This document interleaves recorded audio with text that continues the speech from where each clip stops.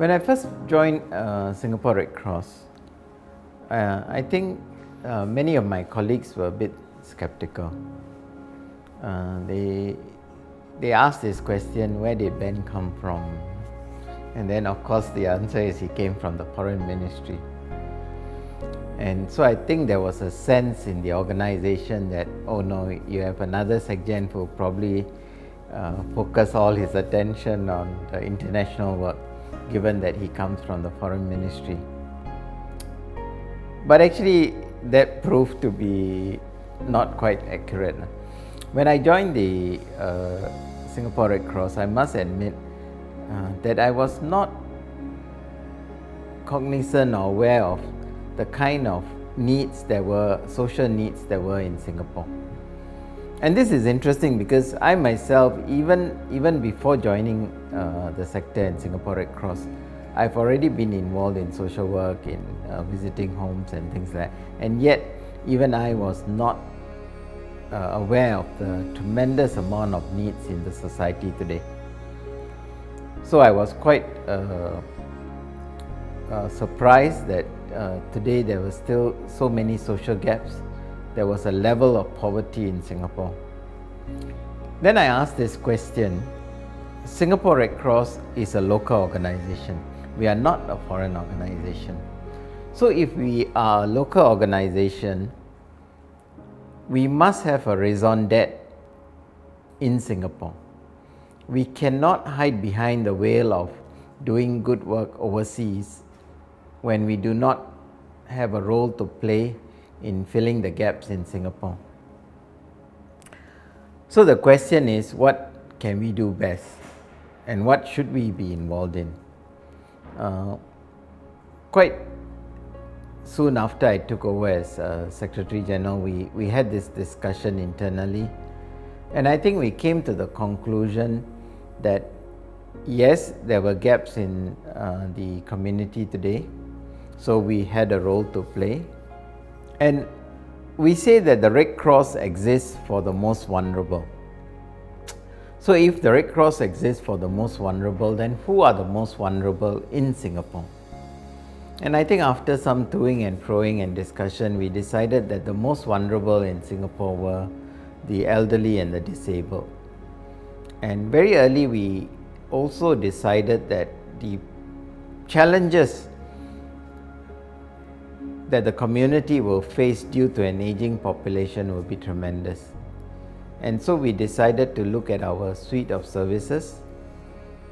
Some of it we already had the foundation of. For example, we had the ambulance service, and we decided that yes, the ambulance service was a good service, but what was perhaps more needed and would be a growing need would be transporter service, special transporter service, transporters for people who could not get to their medical appointments, could not get to their therapy sessions because the professional services being offered was too expensive, and they needed people to actually get them from their homes and send them to their appointments.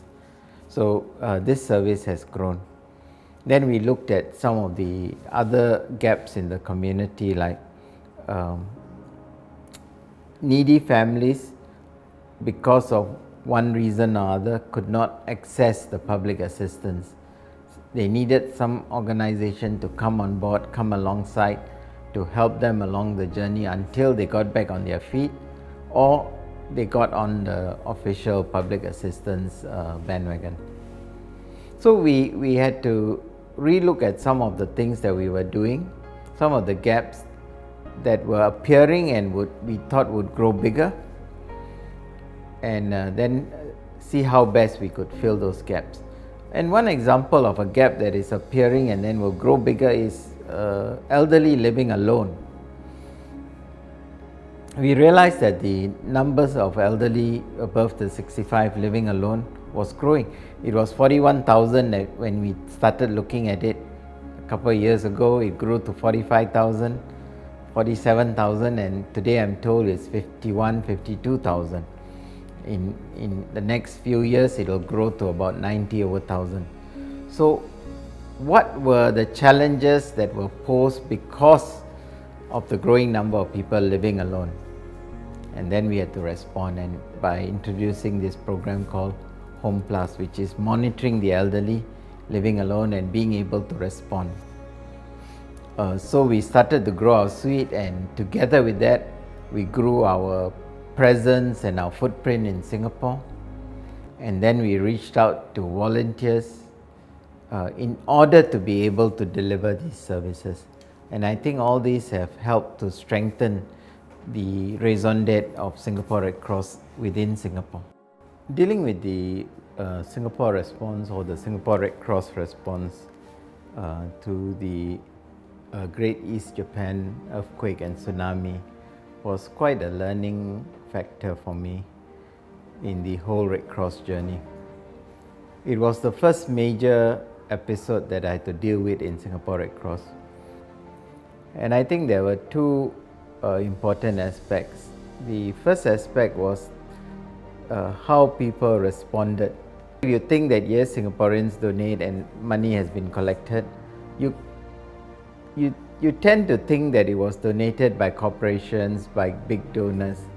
But in the Japan, in the aftermath of the Japan earthquake and tsunami, you saw an outpouring of support from all sectors of society.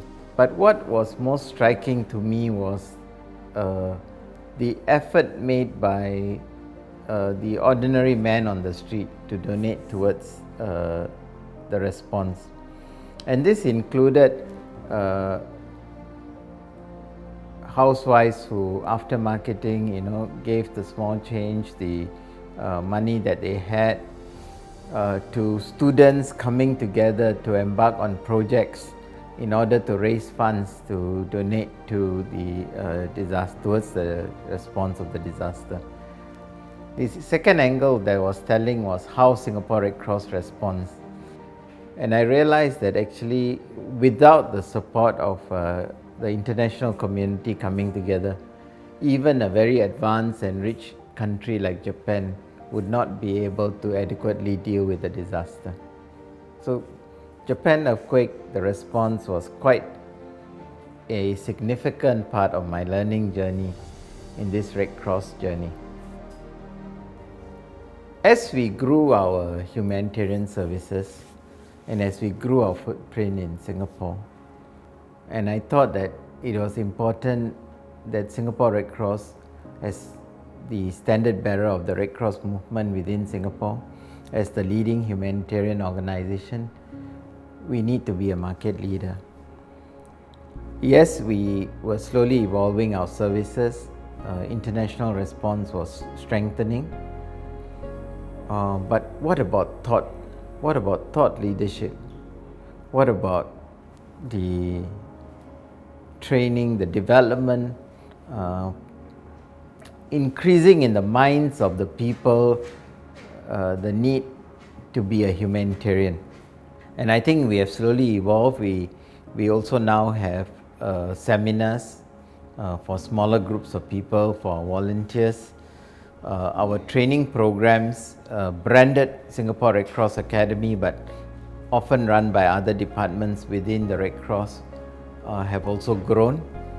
And I think slowly we are being recognized as a premium organization for training and development.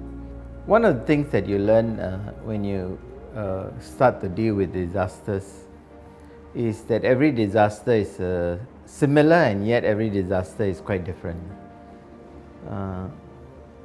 In Typhoon Haiyan, the interesting aspect of Typhoon Haiyan and the response was that Typhoon Haiyan washed across quite a large swath of the Philippines. Many areas in the Philippines that were not used to experiencing typhoons. And this is a country that experiences 20-30 typhoons a year. And yet, when Typhoon Haiyan or Yolanda went through Philippines, it struck many parts of Philippines that were not used to dealing with typhoons. So the damage was quite extensive, and the people trying to deal with the typhoon was also quite extensive in the sense that each had different experiences. Some were very used to dealing with typhoons, so they were able to recover quickly, and others struggled along. Our projects, after the initial relief phase and we started looking at rebuilding, the activities that we undertook was quite varied. In parts of Samar where there was also some conflicts going on, we worked with the International Committee of the Red Cross. The International Committee of the Red Cross normally operates in zones where there's violence, where there's conflict, and so it was the most suitable partner. And there we helped to rehabilitate quite a number of medical centers. Many of the areas that were affected by Typhoon Haiyan have small medical centers that help to reach out to those people who don't have such a major medical condition. When they have a major medical condition, they have to go to the main hospital. So these medical centers are very critical for the day-to-day living of the people living in the region. In Bantayan Island, we undertook a very interesting project. The entire Bantayan Island was challenged for its water supply. And so eventually we provided 3 water plants for the island. In each of the water plants there were 2 major filtration systems.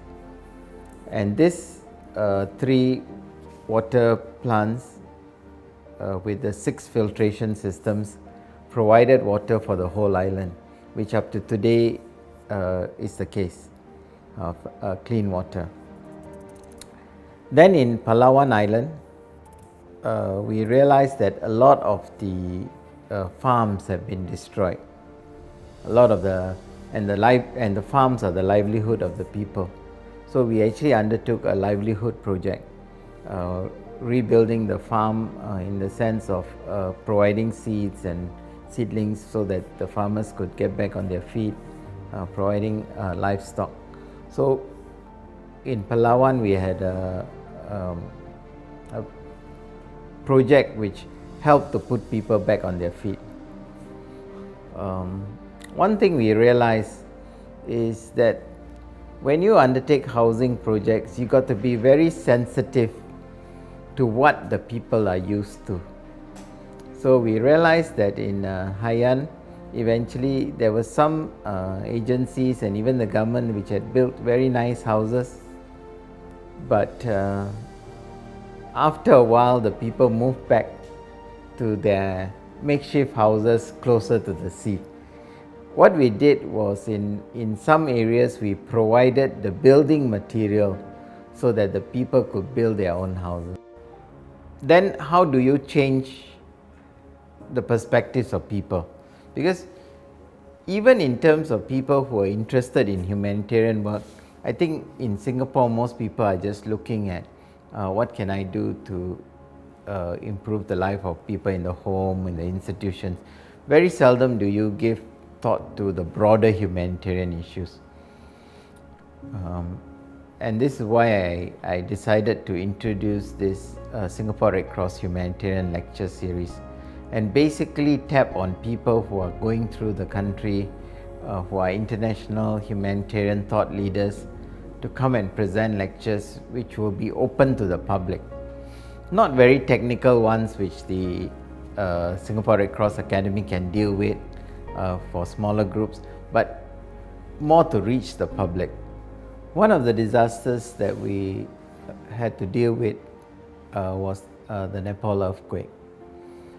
And likewise, the people in Singapore responded very well, and we collected a significant amount of funds, which means we had the responsibility to make use of these funds well.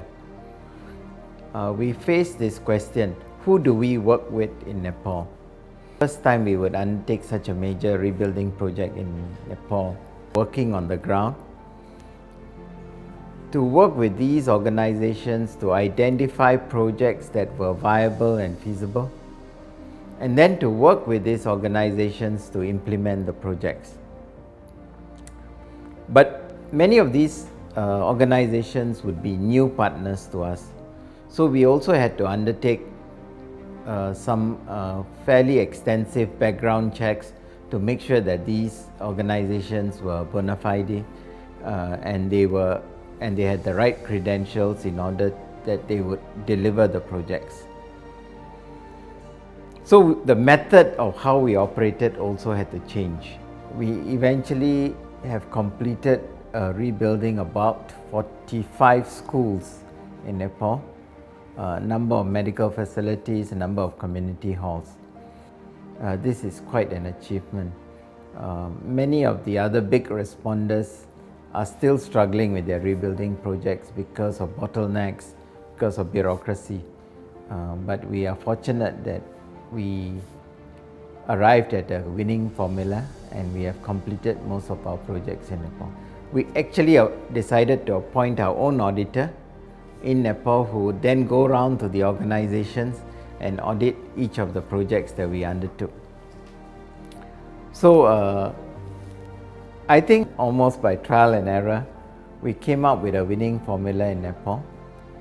One major area where we differ slightly from other organizations providing first aid training is that we are constantly evolving specialized training. So we may still provide first aid training, but what about first aid for children, first aid for elderly, first aid for people with diabetes? And then one major step we took was when we introduced psychological first aid. And I think the wisdom of that is slowly growing, and today, 2 or 3 years after we introduced psychological first aid has become a much sought after training by many organizations, including the Ministry of Education, LTA and others. People are realizing that in a disaster, in a crisis, the psychological well-being of the group, the crowd, is also just as important as the physical well-being. One area which I feel we haven't tapped on fully yet is the diplomatic community. Some of them support our gala dinner and charity bazaar. I came up with this idea of having a diplomatic night. We have serious discussions or networking. I was fortunate in the sense that a hotel came on board to say they would sponsor the evening. The purpose of the diplomatic evening then becomes to try to bring together either the ambassadors and for us to be able to present to them the work of the Singapore Red Cross both overseas and in Singapore and get them involved. Some simple things could be when a disaster takes place, we want to be able to work with the embassy to get visas for our teams to go down, and the Belgium ambassador hosted a football evening and raised funds for Singapore Red Cross. All his guests also came to learn about the work of the Singapore Red Cross. The first diplomatic evening was a success. We hope to have the second diplomatic evening. We need the diplomatic community to see the Singapore Red Cross as a partner in more than just financial terms. So this is something that I will probably continue to invest time and effort in. So when the Red Cross Home for the Disabled was first mentioned to me and I thought of visiting it, what conjured in my mind was that you find a home where you have people moving around in their wheelchairs, going about their tasks on their own. And when I visited the home, I realized the level of disability that the residents of our home had, that they were both physically disabled and also mentally challenged. But after the initial shock of seeing my residents, and I started to move around and interact with them, there was already a kind of bond that formed between myself and some of the residents. And I thought that, wow, if Singapore Red Cross can run a home like this where people will have can depend on to carry on living in a dignified manner, I thought that in itself was a great motivation for us to continue being Singapore Red Cross and running this home. So the home made a tremendous impact on my Red Cross journey. I will recount one incident which sticks to my mind like glue. I was in Philippines quite early in my journey, and I think it was in 2012. And we had just completed rebuilding some apartment blocks, not like HDB blocks, but simple apartment blocks, 25 square meters. 25 square meters per house. Who had moved into this house were actually former slum dwellers. And because of the floods, all their houses have been destroyed, all their livelihood gone, all their personal belongings gone. You see, unlike most of us who are, even in a flood or whatever, we still have some bank accounts and all that, but these people, everything is in that plastic bag and all lost. So as we finished the ceremony, as I visited them, they were eternally grateful for this small piece of house that they could call their own. The partner who we were working with to deliver the project gave a speech. And then he said, I see all of you here, you all are very happy, good that you all now have received your keys, and this is because of the work of Singapore Red Cross that helped fund this project. And I know it's tremendous for you all because this is the first time in your life, for most of you, you have an address. And it really struck me because in Singapore you take an address for granted. From the time you're born, you have an address, blocks 675, this thing, Singapore, whatever. But for many of these people, it was the first time in their lives that they were going to get an address. So to me, it was very meaningful that the work that we do will affect the lives of people in a very significant way. So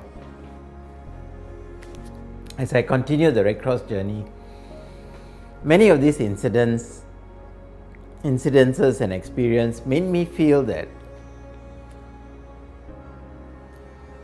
I should really be a part of Red Cross. And I feel that over these years, Red Cross has become so much a part of me. So much so that at the end of my 3-year posting, my chairman, Mr. Tise, asked, Ben, can you stay on for another 3 years? Now I'm a full-fledged Singapore Red Cross. So the Red Cross journey has been tremendous. I hope there's a few more years of the Red Cross journey. And I can say that it has given me as much, if not more, than what I've given it. As we look at the past 70 years, we can be proud of the achievements of the Singapore Red Cross. It must always be a point to challenge you to what lies ahead. So if we look back at the 70 years of Singapore Red Cross and say we have done well, then it is important that we set ourselves to do even better in the next 70 years. I think the challenges in the society are going to grow. The challenges posed by an aging population will continue. And I think organizations like Singapore Red Cross must step up its game in terms of the professionalism, in terms of the rigor with which they provide the services to fill the gaps in society. So in the 70th year, what I would tell my colleagues and my volunteers and staff is that as you look forward, always look to doing your best in whatever you do. You should not say this is a charity, therefore we give second best. We still must deliver the best. So we must hold ourselves always to the best standards. So the social services, one area. I think the next thing the next thing that we must take cognizance of, and we must be an agent for that, is social unity. I think as we look ahead, society will be faced by challenges like terrorism or even lone wolf attacks. The question is, will the social fabric of Singapore hold together? And I think organizations like Singapore Red Cross are in a good position to be agents of social unity, social integration. And I think in the next 70 years, looking ahead after this 70th anniversary, the next 10 years, the next 20 years, I think we need to also increase our efforts, both explicit and implicit, to help build the strength of the social fabric of Singapore. So I think this is the next challenge that we have to bear. And then at a very broad level, where I think we are not yet there, is how we can strengthen our image and our